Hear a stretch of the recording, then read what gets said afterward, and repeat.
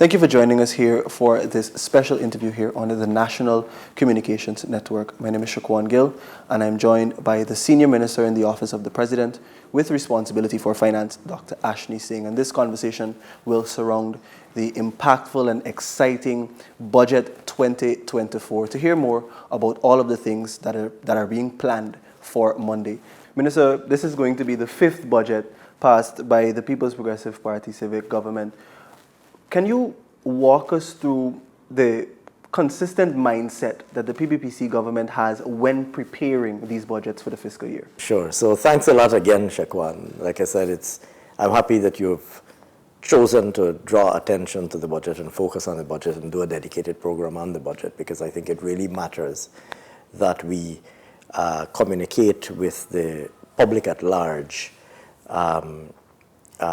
issues surrounding the budget and build greater understanding about the process, greater understanding of the process and the contents and so on.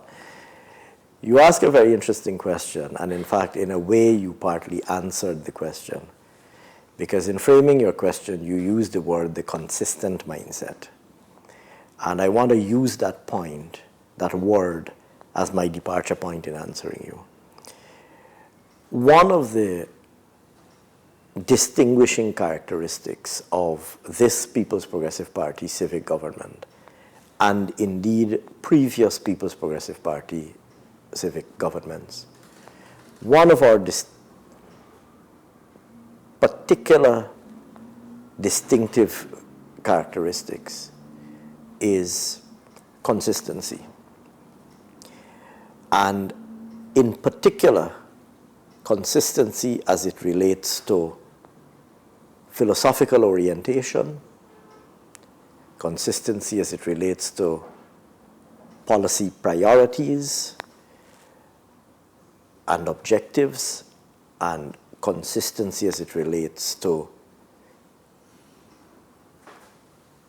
the programs and projects that we will implement to achieve those policy priorities and objectives. And so our task in government we have consistently seen our task in government as a task whose principal objective is the improvement of the well-being of all Guyanese people. And if you were to dissect everything that we have said and everything that we have done, and every major policy document that we've issued, you will see that the consistent objective underlying all that we have done is the improvement of the well-being of all of the Guyanese people. So, first of all, we are, as a government, methodical in the manner in which we approach policy formulation. We take the time to analyze the global situation because we have to understand the world in which we operate. I see all sorts of reckless statements being made about inflation and inflation of the rest of the world versus inflation in Guyana and so on and so forth. One has to understand the world in which one operates and the manner in which one interacts with the rest of the world, because we are very much a part of a global economic system. And so we in government have always been careful and methodical and analytical in ensuring that we understand the global environment in which we're operating, in which we understand the domestic environment in which we're operating, in which we analyze and anticipate and project economic developments, both globally and domestically, and frame our policy response accordingly. Most importantly, we are firm believers in a consultative approach to policy formulation. unlike the APNU, AFC, we don't formulate policies in our conference rooms or in our offices. We listen to people. We have a president who is constantly on the ground listening to people. We have a cabinet that is constantly on the ground listening to people. And in listening to people, we hear what they consider to be most important to them. What are the issues that they consider to be most important to them? And we incorporate those into our policy framework.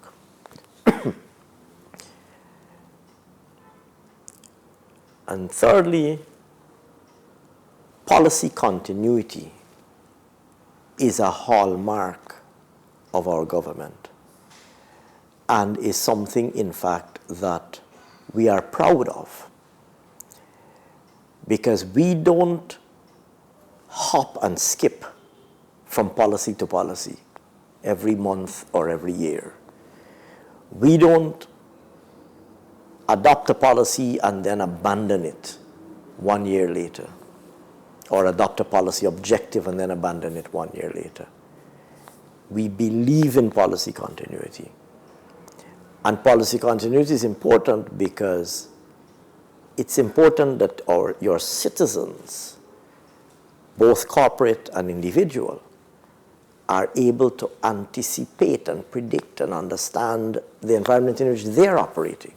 An investor who's coming to Guyana wants a predictable policy environment. He or she doesn't want an uncertain or unpredictable policy environment. So with all of that said, to come back to the question that you asked, when we were going to the electorate in 2020, we prepared a manifesto.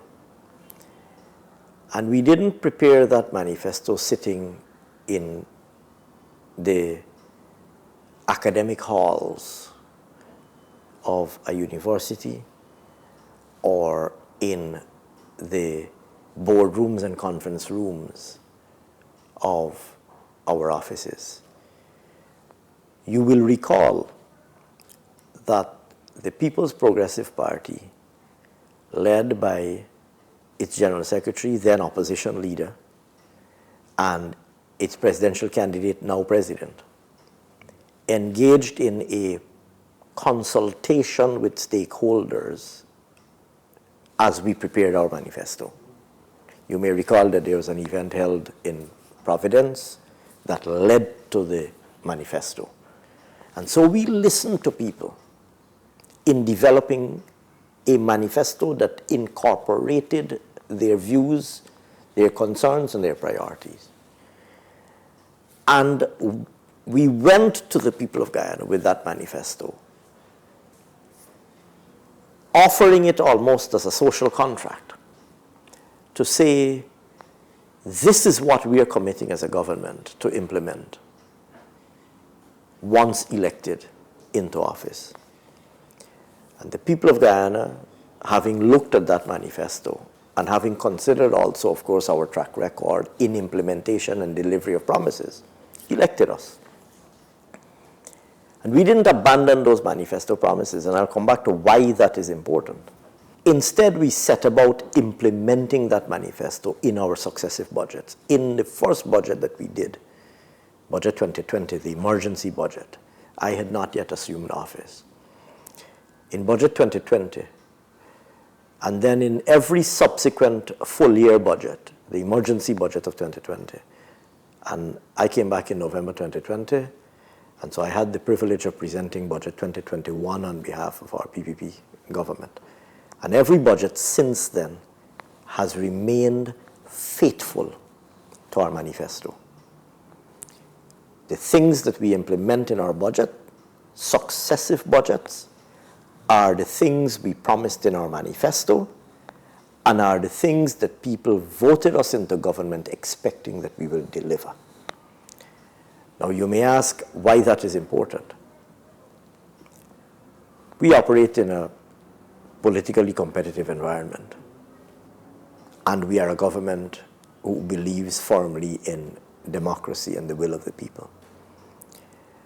And in a competitive political environment, you have to compare and contrast between political alternatives.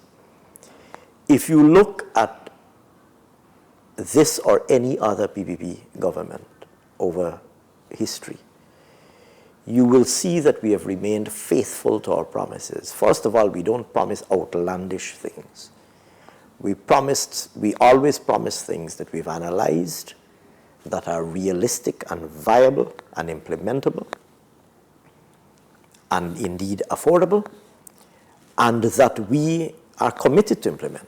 So when we make a promise in our manifesto or in our budget, we will implement it. In contrast, you just have to pick up the APNU's manifesto.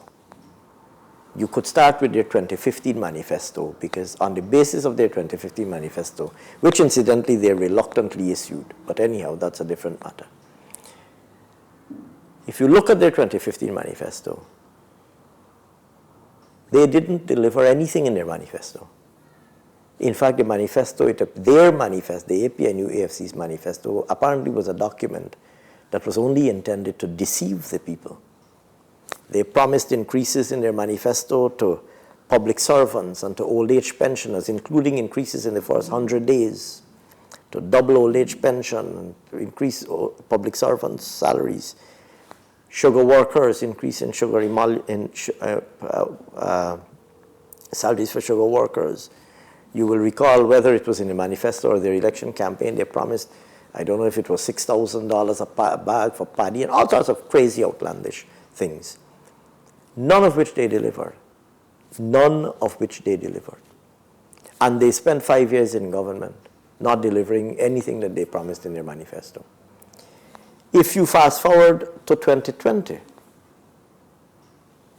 and look at what they promised in the 2020 election, compared with their various mutterings and utterings now, there's no consistency. If you listen to one of them is calling for ABC.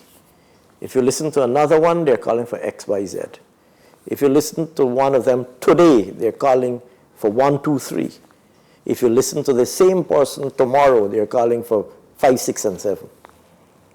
And I'm only giving those as, and you can, there is a multitude of examples. If you look over time at what the APNU, first of all, went in 2020 and said to the people of Guyana they will implement when they're in government, compared to all of the outlandish things that they're calling for, all sorts of things. They had 5 years in government. None of those things did they implement or deliver. None of them whatsoever. None of them. When they were in government, their tune was totally different. Our tune is not different in government from when we were in opposition. The things that we said we will do in opposition are the things we said we will do when we get into government. And when we got into government, they're the things that we're implementing. So to come back to your original question, Shakwan, you asked about what guides us. First of all, we are guided by, I suppose I could, at a simplistic way, I could say to you, we are guided by our manifesto, which is what we promised the people of Guyana. But within and embedded in that, we are guided by an abiding and overarching commitment to improve the lives of the people of Guyana. Minister, you spoke about policy continuity. Can you tell us in what areas we can see that continuation of policies building on Budget 2023 in Budget 2024? Sure. So I referred earlier to the objective of improving the lives of all Guyanese people. And I went further and said that if you look at all that we have been doing in government, you will see that objective informing what we're doing. And in that regard, I would say to you that in every sector of government operations, there is a consistent approach, and that consistent approach is always aimed at improving people's lives. So, first of all, our emphasis on ensuring an economy that continues to record strong growth and broad-based and diversified growth. That is an objective that is critical to improving well-being. Because economic growth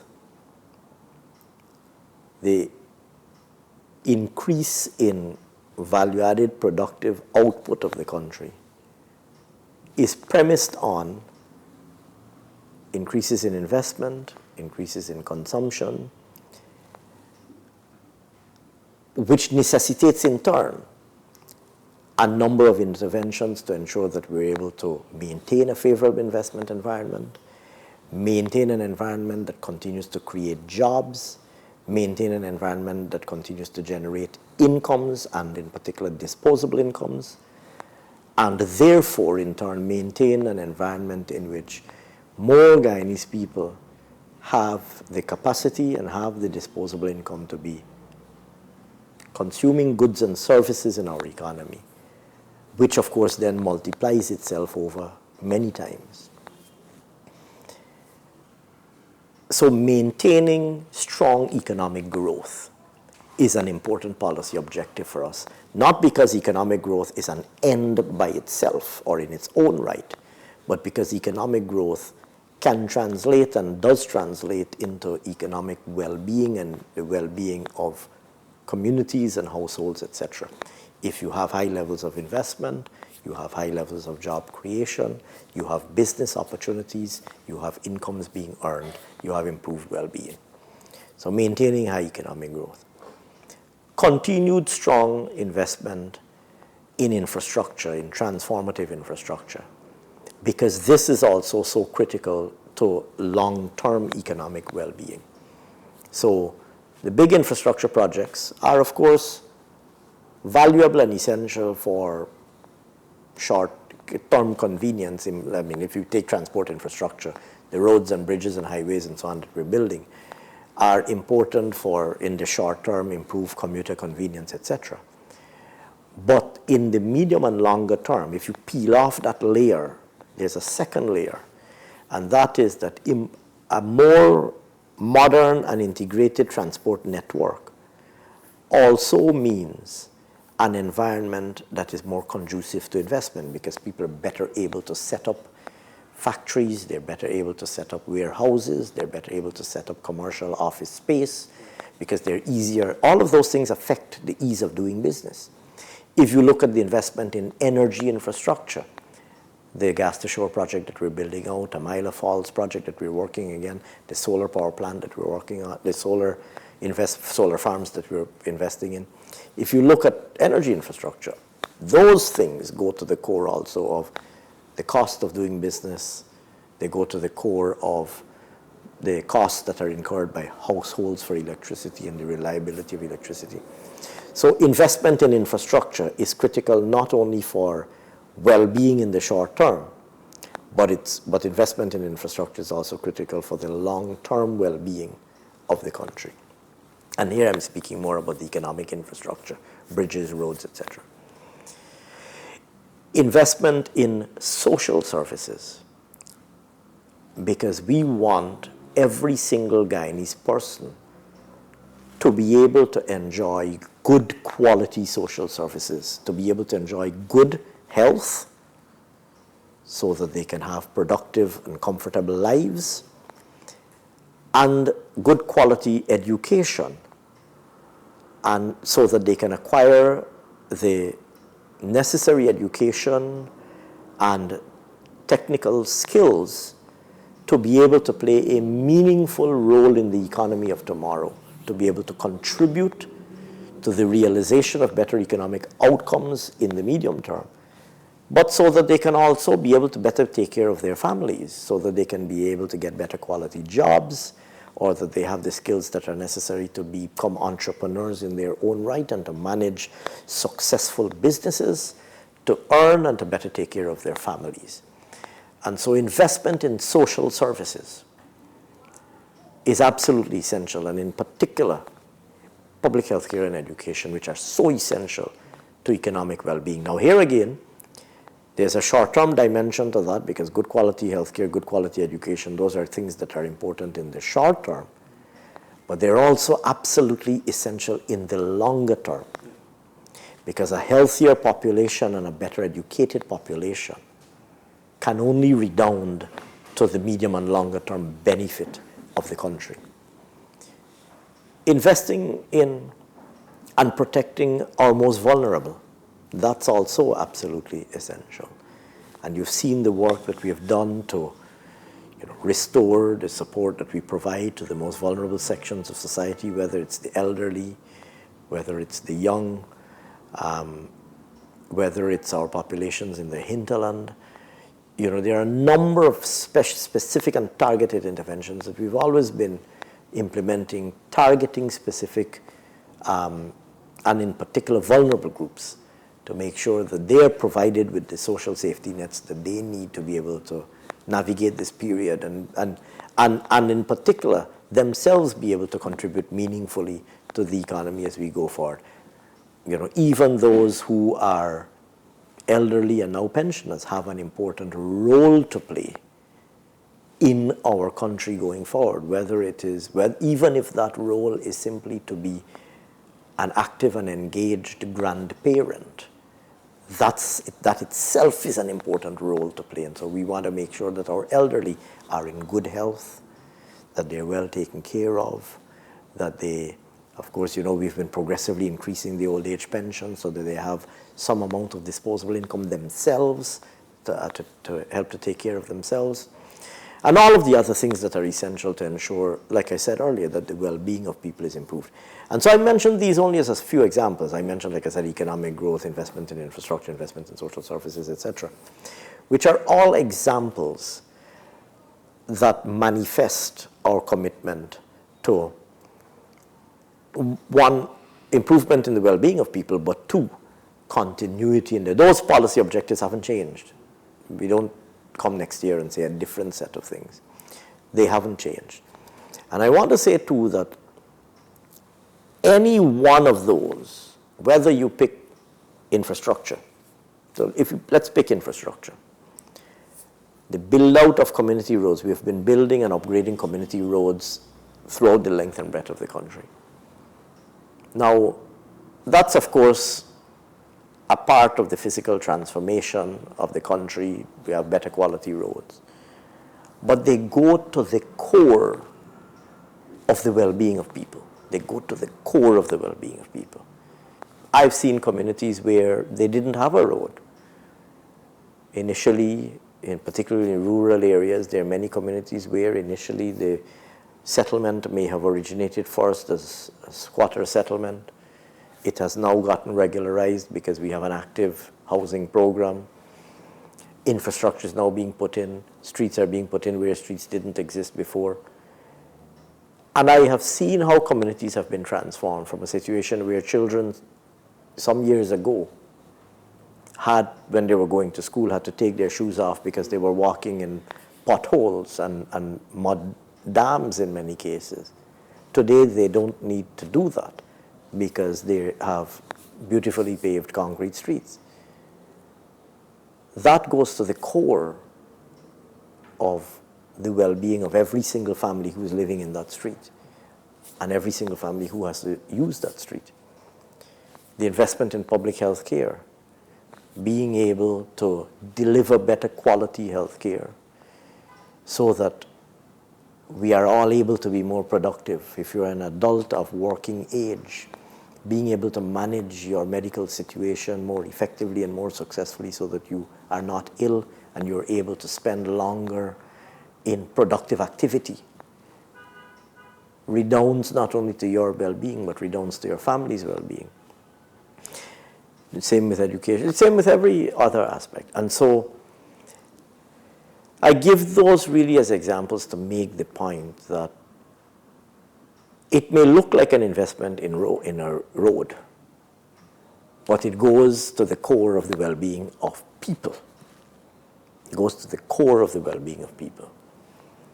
It may look like an investment in a hospital. And you may think to yourself, well, if I'm not a doctor or I'm not a nurse, what does that have to do with me? Well, it has nothing to do with you until you're ill and need the services of the hospital. And then you'll discover that it has everything to do with your well-being to continue working, your well-being to continue being active in your family, your well-being to continue to be an active member of society, And often it goes to the core of your survival as a human being, making sure that you're able to live and live better and a better quality of life. So it may look initially that, oh, it's a hospital, it has nothing to do with me. But it has everything to do with you. It has everything to do with me. And so that, if you take every single sector, our investment in water and trying to get every home in Guyana to have potable water, we have short memories. There was a time when I recall that if you were going to Berbice, in my living memory, perhaps you're a little bit younger, Shakwan, so you might not remember these times.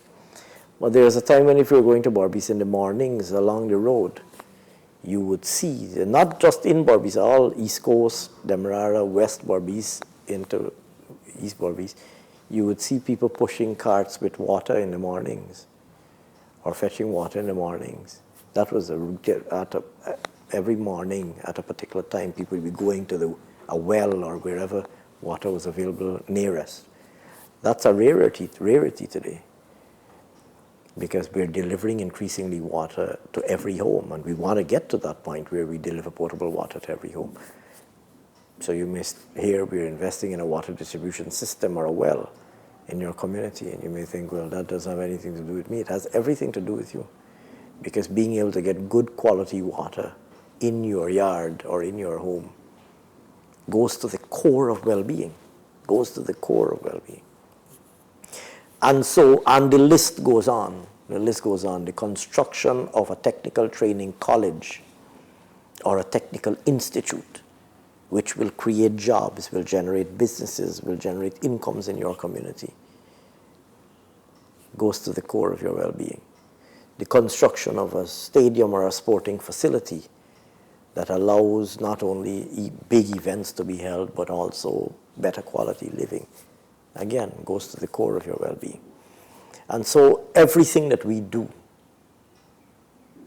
if you were to analyze it, everything that we do in our budget revolves around the objective of improving the lives of every single Guyanese citizen. Dr. Singh, you spoke about the economic activities that can come and can be derived from these projects. Apart from the economic diversification and social services, a question that may be lingering on the minds of a number of people are the salary increases and the salaries of public servants. I know that the public service is now under your purview. To disabuse the minds of a number of these public servants and to ask on behalf of them, will there be an increase in salary in 2024? So, we have never used the budget as the vehicle to announce public service salary increases. And 2024 will not break with this tradition. And so we don't announce, the budget does not typically make an announcement that public service salaries will be increased by X or Y. And 2024 will be no different. But I can say equally that we have always consistently ensured that public sector wages increase progressively. We have always delivered a salary increase to public service employees, and in the same manner that the budget will not be announcing a salary increase, I can tell you that in due course during 2024, as we have done in every other year that we have been in government, the appropriate announcement will be made at the appropriate time. But it will not be the annual budget is not the vehicle for this to be done. Dr. Singh, as we wrap up our conversation for today, I want to ask you very pointedly, as people look forward to Budget 2024 and the announcements and measures that will emanate from Budget 2024, what can you say will be the end result, and what can people expect that will improve their standard of living and quality of life? Sure. I'm actually glad that you asked that as the closing question, and it's a very important and searching question. It's a very important and searching question. It has to be understood that we are building a new Guyana here. The face of the country is changing as we speak. Whether it's the physical infrastructure, whether it's public infrastructure or privately financed infrastructure, whether it is the services that are available, the face of our country is changing. Like I said, some of this is happening in the public sector with the public investments that we're making, but a lot of it is happening in the private sector too. You're seeing a lot more private companies come to Guyana, set up business, advertise, recruit people, provide new services. It doesn't matter where, if it's transport or food and beverages or whichever sector, or manufacturing, whichever sector. So it's important to make the point that we're literally building a new Guyana. We're using this moment in our country's history to build a far more modern and a far more prosperous Guyana. And so Budget 2024 will continue that work. And in building a new and more prosperous Guyana, we are building a Guyana in which every single Guyanese family will be better off, in which their well-being will be improved. And Budget 2024 will continue to serve that objective. Dr. Singh, I want to thank you so much for taking the time and giving us the opportunity to have this discussion with you today. Thank you very much, Shakwan. Always a great pleasure.